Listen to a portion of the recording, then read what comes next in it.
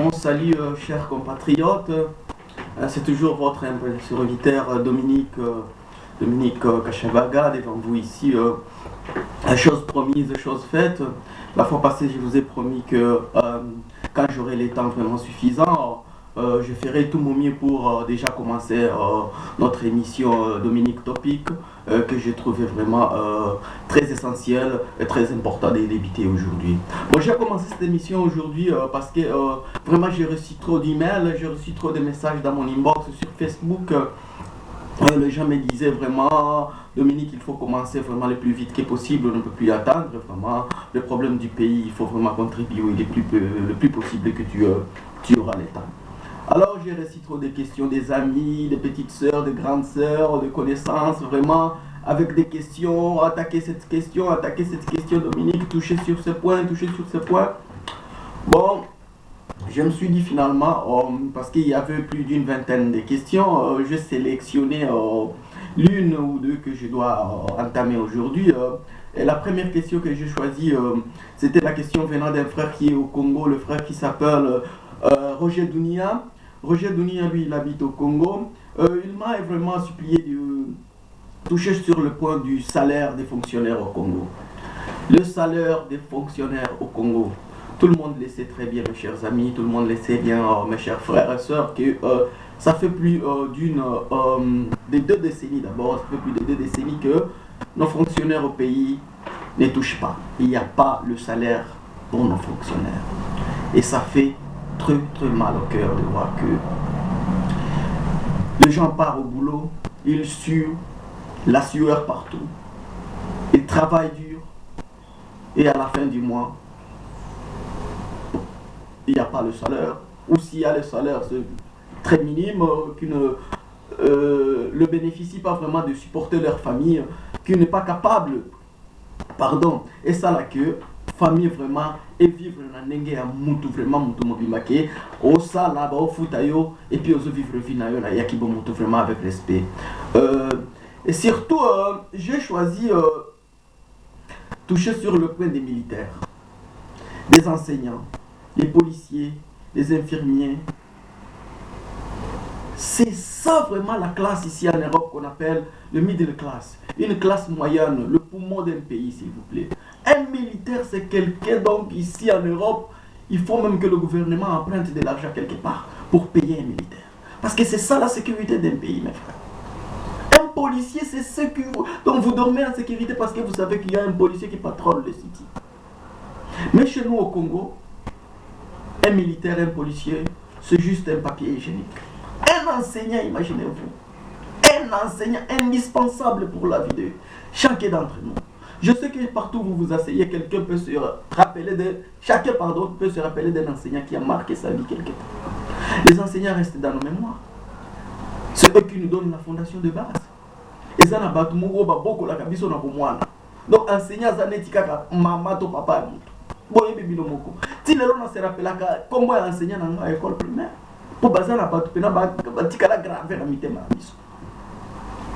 Ici en Europe un enseignant on le prend comme un bébé. Un enseignant de l'école primaire c'est un grand prêtre ici. Il a des voitures, il a parler na ba 6 chambres. Baba tu vas fonder na ba quartier mususu. Ba saba moko mystique. Un enseignant. Mais tu dis à un blague chez nous un enseignant vraiment c'est it's like a tissue. Papier hygiénique ou papier pénal tu utilises dans la toilette. C'est ça un enseignant chez nous. Raisonnez mes chers frères au gouvernement. Raisonnez vraiment, c'est intolérable. C'est intolérable de laisser un enseignant souffrir avec la cotisation de l'argent des parents comme salaire. J'étais au Congo, un enseignant c'est $50, souvent moins de $50. Et puis l'argent l'argent est collectionné comment? L'argent est collectionné par les parents contribuent à chacun, le peu qu'ils peuvent avoir pour trouver une petite somme à donner aux enseignants. C'est vraiment honteux.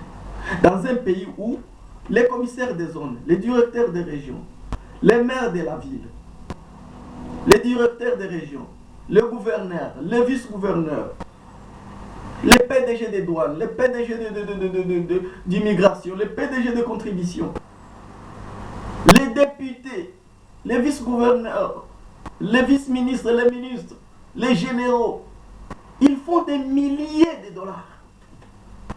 Ils font des milliers de dollars, mes chers. Je peux vous dire qu'un député au Congo parvient à toucher plus même de 5 000 dollars. Tandis que le peuple qui lui a voté, le monsieur qui lui a voté dans les coins, se retrouve vraiment même ça à 10 dollars. Imaginez-vous quelle injustice. Ça demande du leadership. Ça demande du leadership de la part de nos autorités. Il nous faut un président vraiment, je crois que le président va m'écouter. Il faut qu'il soit plus charismatique sur ce problème. J'ai une idée à proposer. L'idée était que c'est incroyable de laisser un député s'en aller avec plus de 6 000 dollars, même 2 000 dollars, dans un pays où l'enseignant ne touche pas. C'est vraiment inacceptable. Alors je me suis décidé de proposer cette idée. Call all the members of the government to the table, Mr. President. Tell them, from now and then, we're gonna take half of your salary. All these people I've named here, the ministers, le directeur de région, le PDG, dis-leur qu'à partir d'aujourd'hui, votre salaire, on va couper à moitié 50% off pour faire une petite caisse et voir voir combien nous allons totaliser dans cette caisse pour aussi payer les enseignants même quelque chose. Donc il faut leur dire, if the population gonna suffer, let's suffer together. If people gonna suffer, let's be together in the same problem. We can't leave our people suffering like this while we are enjoying BMW, Mercedes-Benz. Vous votez un député dans un mois, il construit déjà sa maison à ma campagne. Et toi, la population qui lui a voté, tu continues à souffrir à Kimbaseki. Ce n'est pas inacceptable. Ce n'est pas acceptable. Nous devons faire quelque chose. Les pays nous appartiennent tous. Et nous devons aimer ces pays et aimer notre population. Parce que la population pouvait la trouver aujourd'hui calme, impuissante. Mais je vous assure que la population, c'est la population. On gouverne un pays avec l'humilité. Mes chers frères, mes chers gouvernants, humiliez-vous. Soyez pitoyables. Soyez patriotiques à l'envers de notre population. Les gens souffrent. Un enseignant qui m'a dit que vraiment. Et ça l'a canté. Un enseignant respectable partout dans le monde. Please, please, please. Vous criez, il y a l'insécurité au pays parce que les soldats ne sont pas payés. Les militaires n'est pas payé, comment est-ce qu'il va se contrôler? Et il a une arme dans sa main. Il va me dire, ok, je sors avec mon arme parce que mes enfants ne vont pas dormir ventre creux. Je cherche là où je vais tutorer à bout portant sur quelqu'un, lui ravir de l'argent pour faire nourrir mes enfants. Vous le savez bien. C'est un grand danger de laisser un soldat avec une arme et vous ne lui payez rien. Je vais vous donner un petit exemple. À l'époque de Papa Kabila. Papa Kabila avait compris ça, Papa Mzee. Il donnait, les gens qui étaient à Bukavu, au Congo à cette époque, il donnait ne fût que 150 dollars par mois à chaque militaire, juste quand il est entré au pouvoir. Mais, je vous assure que le nombre de crimes a diminué au Congo. J'étais à Bukavu, on était surpris de voir que les crimes ont diminué à plus de 65%. Soldats comme qui grand prêtre, à Zozonga, Pena, na sachet, na Etondi, Bafra Congolais, il y a 150 dollars. T'as la sachet, boy. Soldats comme qui Moutupena, Bankolo, Bachéri, comment il va soldat? Vous écoutez soldats dans la boîte, de nuit, forme, bien cravate. Donc, qui peut coûter 5 dollars, n'a pas civil pour tout. Et puis, qui est, à 150 naïa, Bafra Congolais aussi la tête. Till next month. Moye kutoa boule ki alo mwana libanda na mwa Ghana na coin azela mwa civil mwa trésor mwa montre et ça l'a quitté. Le papa avait bien compris. Pourquoi ne pas le faire aujourd'hui pour le bonheur de la population, mes chers gouvernements?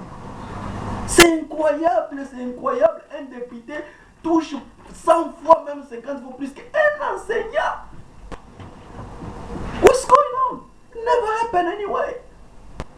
I can tell you in this country the salary of the governor is equal to the salary of a university teacher. Donc un enseignant, donc un professeur d'université, donc il va comparer avec tout le député.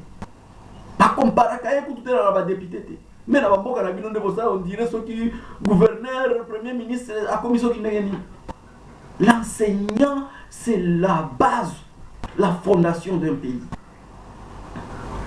C'est inacceptable, monsieur le gouvernement. Faites quelque chose, nous vous supplions.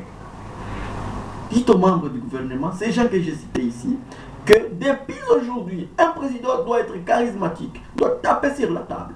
Depuis aujourd'hui, nous ne pouvons pas laisser notre population continuer à souffrir jusqu'à ce niveau. Et nous voir nous construire des maisons partout, à Mumba, à Ngouba. Et les gens qui nous votent, ils sont là en train de crever. Mais raisonnez quand même, mes chers frères. Partageons petit à petit. Je sais que vous allez me dire, ok, il n'y a pas l'argent pour payer ça. I can still ask you the same question. Where the money come from to pay all these people? Where the money come from to pay the deputies? To pay the ministers then? If you tell me there's no money, where the money come from to pay these people? Look me in the eye and tell me the truth. So if you want, it's just a question of willingness. If you want, you can sit down and say, look, we're going to share. Nous allons partager with more people. We're going to share. We can't eat ourselves. Let's share. Ayez pitié, please. Ayez pitié de la population. Espérons que vous m'écoutez. Je vous souhaite une bonne chance, un bon raisonnement pour la bonne conduite de notre pays. Merci encore. C'est Dominique Dieu, votre service. Dominique Topics. Merci bien.